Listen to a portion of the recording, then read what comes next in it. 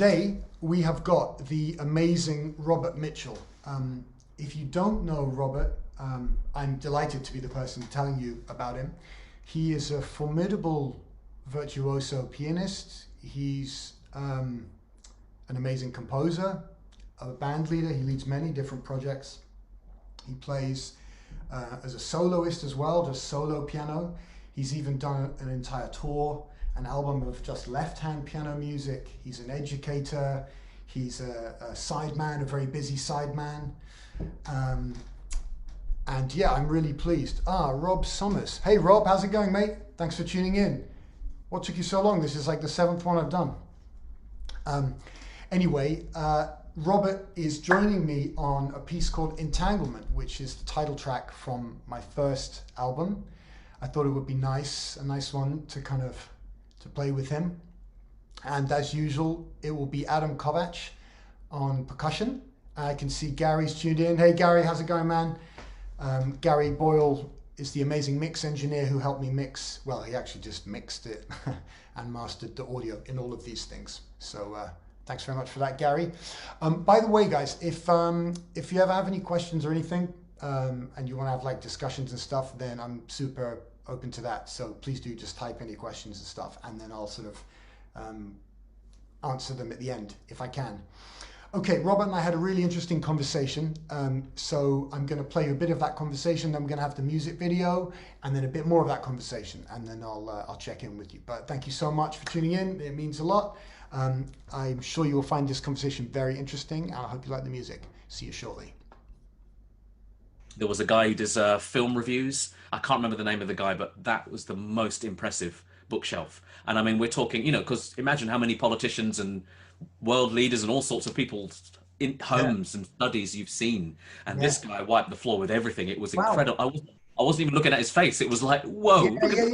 What books were all sort. But it's, I mean, it was CDs, it was DVDs, of course. So it's all of that stuff. And you really get the vibe that it's like, no, this guy he would have reviewed all of that stuff. And the atmosphere of knowledge, you know, he probably would be able to blindfold himself and just reach for the thing.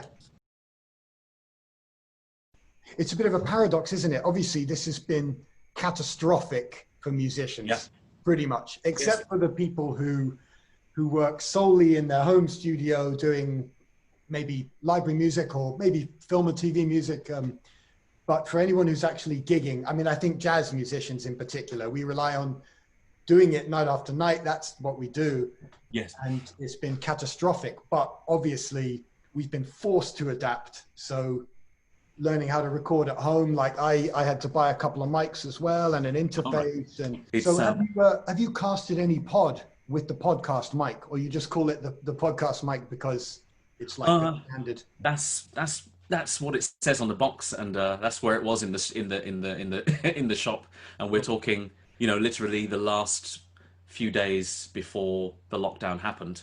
And so even in the shop, and I mean, you know, you can remember people running around from various food stores with, you know, literally stealing the trolleys as well, full of pasta, rice, the whole. So it was that. It was those few days where it was like, okay, I'm sort of feeling the pressure. So I don't want to. You bought a mic. Everyone's buying like toilet roll and pasta, and you're like, microphones. Getting a project of more of that together, because I did an album of Left Hand Things, you know, 7-8 years ago, and that's been great. So just to see, thanks to Mike Janisch, the Dan Tepfer doing a tribute to Leon Fleischer, which I'd love to do. I think I might well have a go, because he's one of many heroes, heroines, sheroes that were have an amazing place in.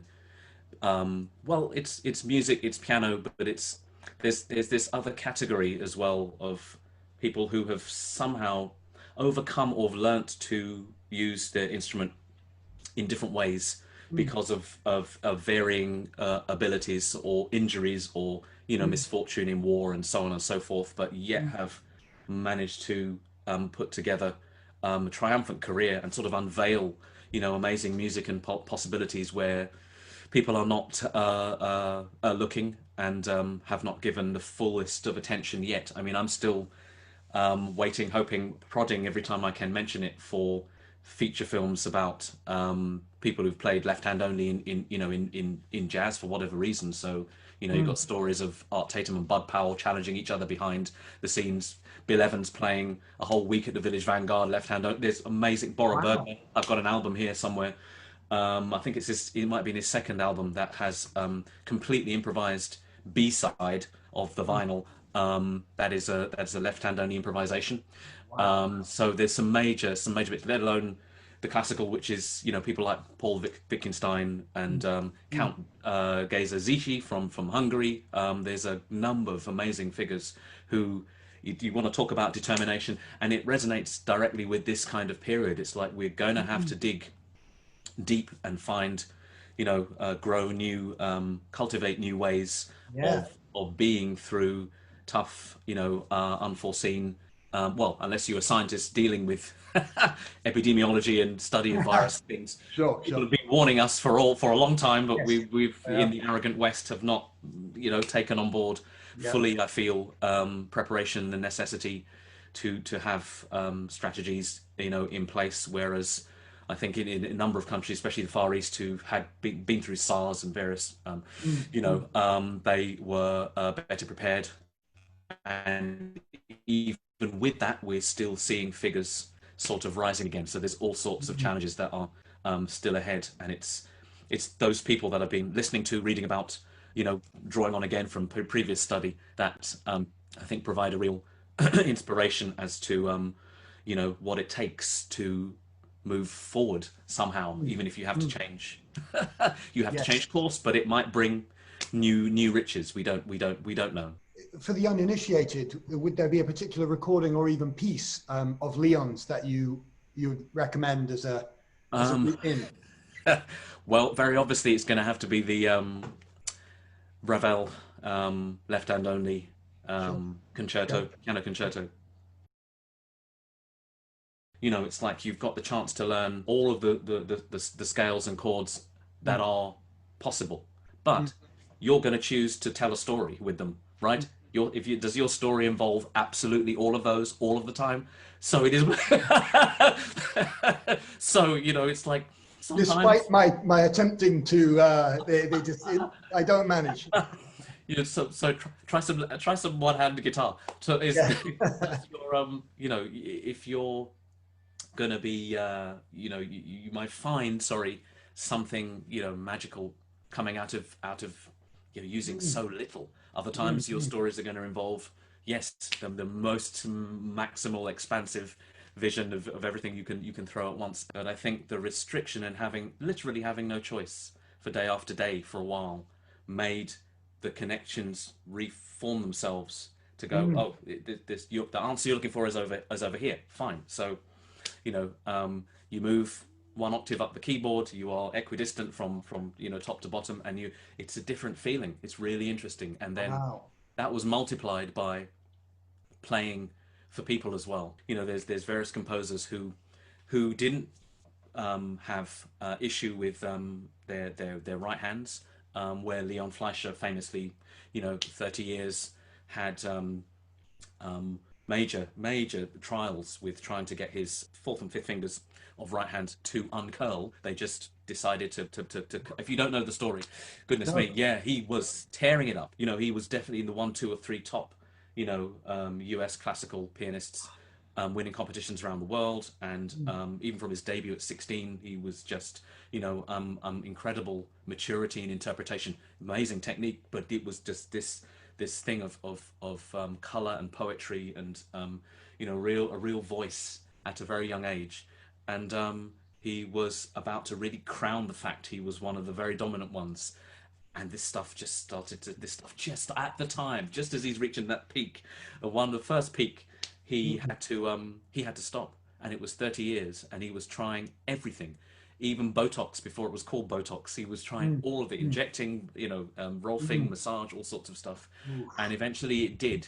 But he wasn't completely happy with the return, but he was able to play with both hands. And there was an Oscar-winning mini short film. I think about 2005, which I just found the link the other day. I was looking for that at the time. I really wanted to see, buy it, all the rest of it. Only just found this thing, and I put it up a couple of days ago. It's only 20 minutes. And, I saw that. I'll share that in your link when I broadcast this. First of all, I just want to say thank you so much for agreeing to record. No problem. Yeah, I think this is the first time I've kind of met someone pretty much for the first time online. So thanks for doing that as well. But I did meet you very briefly at your performance in Charlie Wright's. I mean, I think I just went up and said, blown away by the gig. I'd love to have a lesson at some point. And you were like, sure, get in touch. And then years flew by, and you know what life in London is like and just surviving. So I haven't got around to that yet, but I may well take you up on it. But so thank you so much for that performance. And since then I've been checking you out, and I think it was the Voyager album, and in particular that piece, A Blues Future, that I was like, whoa, okay, you've got my attention. And from that moment I was like, okay, this is the sort of music that I love, where there's really, I don't know how to describe it, but really profound rhythmic stuff going on, but without being at the expense of anything else, without being at the expense of melody, composition, or anything like that. Thank you. And I was really delighted when I listened to your tape and I heard, I'm not sure if you'll be able to hear this, there are these things that you do. Tell me if you can hear this, okay? These kind of, this kind of, I love those things. And there's another one, sorry to broadcast everyone the piano by itself out of context, but please don't. I love those things. So I was delighted when I heard them.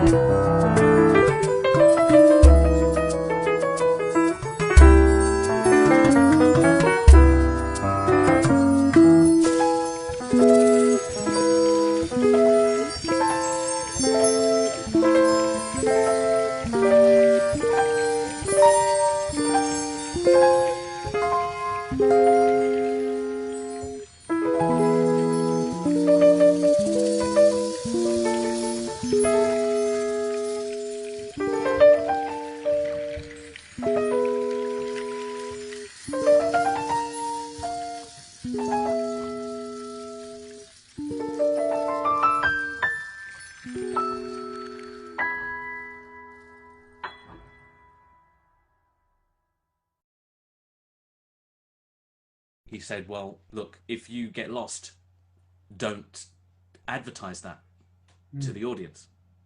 And that was that was really interesting, because I think especially for the newbies, that gave a calming sense that allowed you to just be okay with that kind of scenario, rather than exacerbate what's going to be a natural feeling of going, oh no, you're kind of, and that turns into a huge, you know what I mean? And then you can actually, knowing that the band kind of have your back in a way, and that Steve and everyone is not looking to go, he went wrong. It's more like the music is continuing, so let's just continue the music. Yes.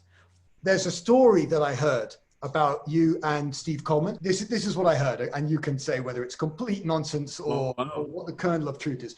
So there was some music, you were doing some performances or recording of some sort with Steve Coleman, and you prepared the music based on something that he had sent you, and then you came into the studio or the gig or something, and then Steve gave you a completely new set of music on the day, and you said, hang on, this is not what I've prepared. You sent me this, and now you're sent, what's the deal? And it was something to do with the stars and astrology, and Steve just said, oh, well, the stars have changed, so of course the rhythmic components of the music have changed as well. So how much of that is true? Is that complete nonsense, or is some of that true? It's a good story, right? I don't think I've said yes, but as far as what resonates as true with me in my memory is, because you're talking 20 years, is definitely the stars, definitely the music being in the moment, to the point of being, on the day. So it's like before leaving where we stayed, he's writing the stuff on the day. So it's like the whole connecting the dots of it being completely freshly created, and in the studio freshly interpreted. So you've got no chance, I mean, you're drawing on reserves and the stuff you've learned. But I don't think that was me, but that is reminding me of someone that was in the process of the Yeah, rehearsals. yeah. Um, who didn't, I think, make the recording because he kept on. I can't remember the name. Bless him. Because there's, I'm I not can sure I feel. I would mean, have. in the Yeah, room, there's some, of course, there's amazing talent in the room, and there's people that didn't make the recording who are constantly knocking on the rehearsal studio door, putting yeah, their head around, like Antonio Hart, so on and so forth. Who were just, oh, sorry, man, I got the message and I couldn't. I'm like, whoa, these are the cats that couldn't do this. yeah, So yeah. all the time I'm just like, right, okay, just try and grab and Mm. do this, make the most of what you can. But there's there is that part of that instinct that you are in that scenario. You are now being told, yeah, there's a certain amount of preparation, but these are about concepts and ideas and procedures that you're going to put into practice. But I'm not giving you the the chart, the full plan, the full whatever. Mhm. It's like progressions and phrases and ideas on structuring how you're going to put. But I want that to be, it's like, when you hear and you get more information about the kind of blue story and background and how in the moment the Mm. demands were. Mm. So okay, so there is elements from that, but it's not used to have a resultant sound like it's used for Yes. for this. So I was there.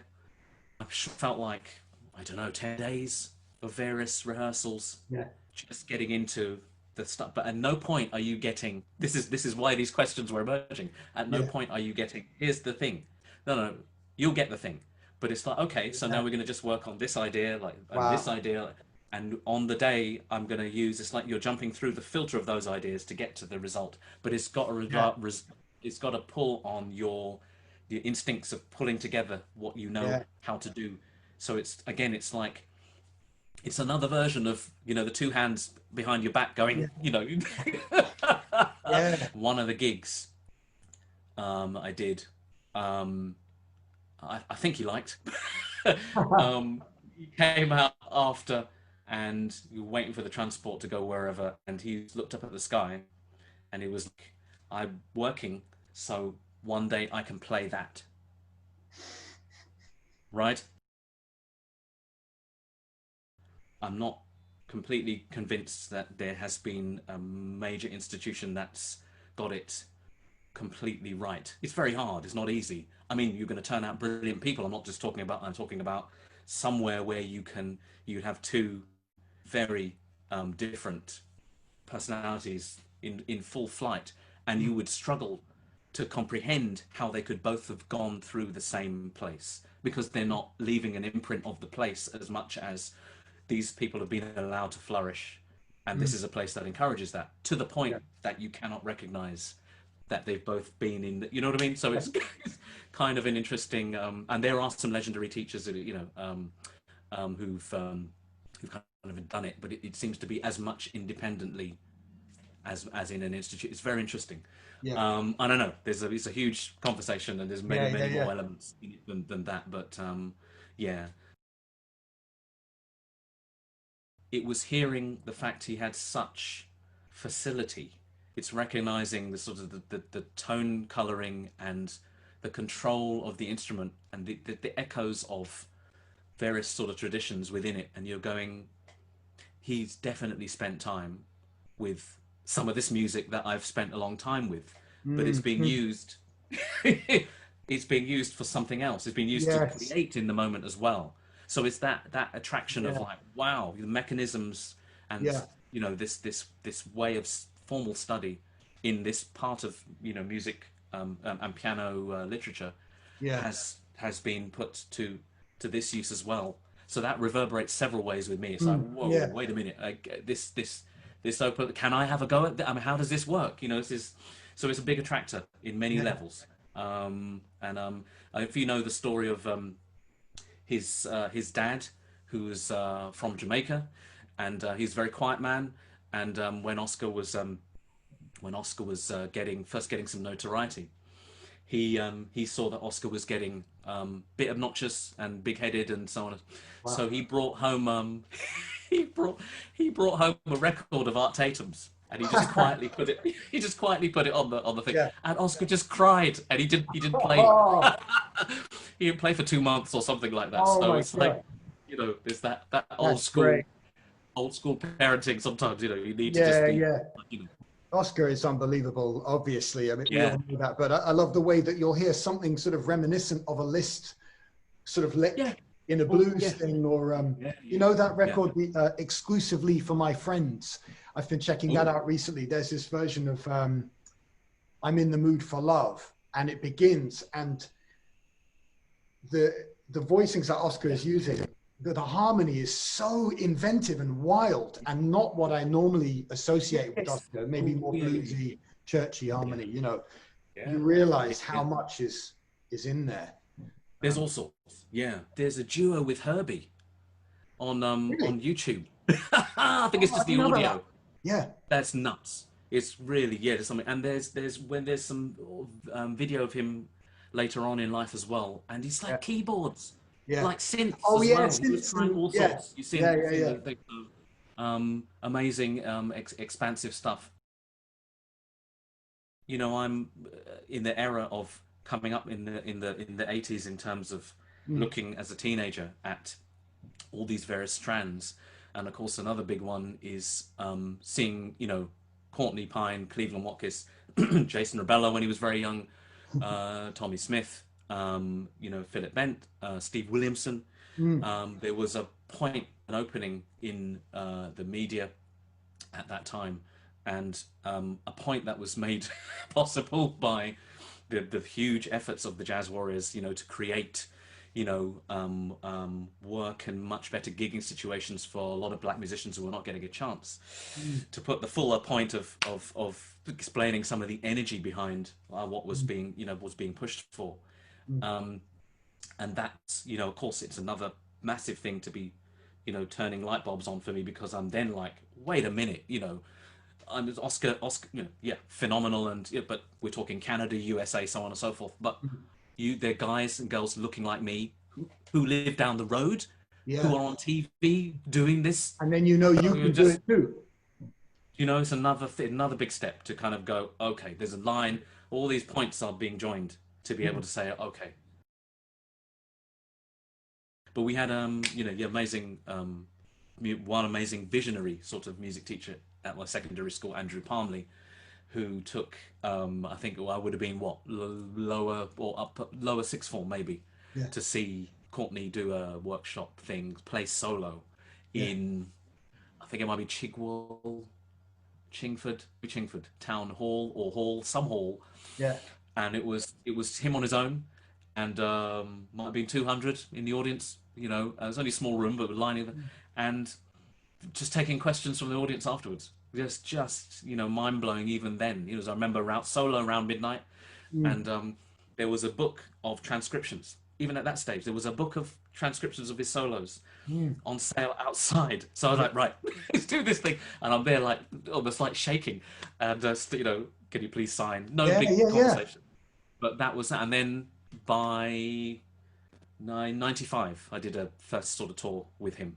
Wicked. So that time, Tomorrow's Warriors, and there was one jam session at Tomorrow's Warriors where, I look up from the piano and he's standing at the back, sort of with his arm, him and Gary Crosby talking. It was, oh my god, it's okay. Wow. So yeah, Man, and that was it. Courtney is a big part of the reason that I'm playing jazz, if I'm honest. Yeah, yeah, Because when I first started to listen to Miles, um, I didn't really know what was going on. I found it all a bit disorienting. So I think yeah. that there were tunes by Courtney, like one was People of the Sun. Sorry, People of the Sun, or maybe Children of the Sun. There's one called The Jazz Step. Children. Things that are a lot more kind of groove based, which kind of helped pull me over. There's a lot of artists Yeah. sort of doing that. I'm not sure about the timings, but Russell Gunn is another one of my favorites. But Okay. anyway, so yeah, and I went to see him in Usher Hall. Maybe you were even playing in that band then. Edinburgh Okay. Usher Hall must have been like, Yeah. I can't remember, between 2002 and 2006 anyway. Okay. Yes. That would be a number of a number of very a number of very old friends Yeah, in sure. the band in that time. So I did a bit in the mid 90s, and it's only way later until just the last Yeah, few years that yeah, I've done a sort of nice. been on an album in that sense. So that's been really Yeah, to reconnect. Now as all many more of us as parents and all sorts of stuff. So it was yeah. many Lots different to. levels.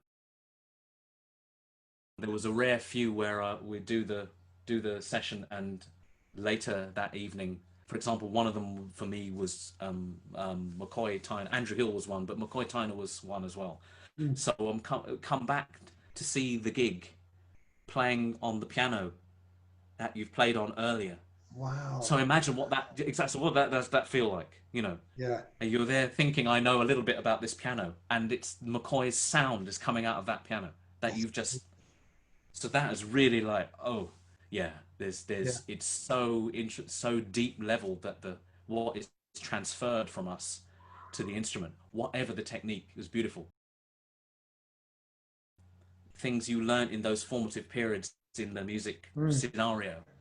It's only years later you kind of realize, oh my God, yeah, he or she was right, or that little bit of Mm, mm, information mm.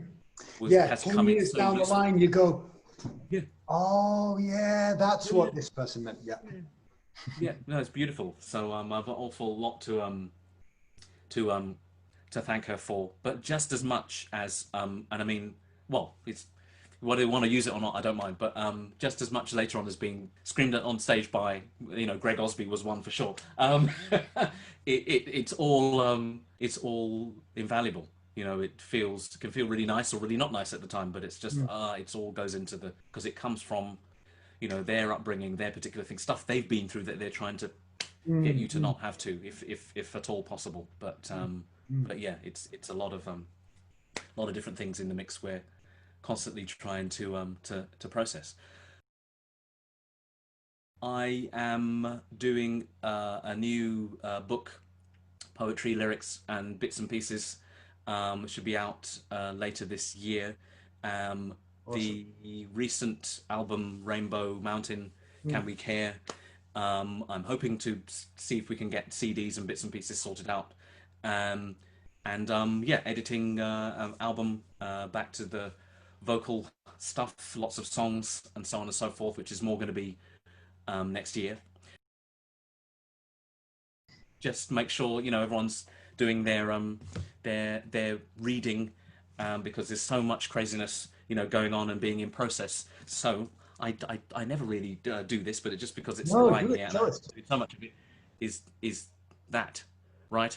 Definitely. Okay. I mean, it's not a joke. It's 600 odd quid, but Yeah. it will fly Okay. because it's written so well, and Yeah. it's just like his Professor Olasoga's TV presenting.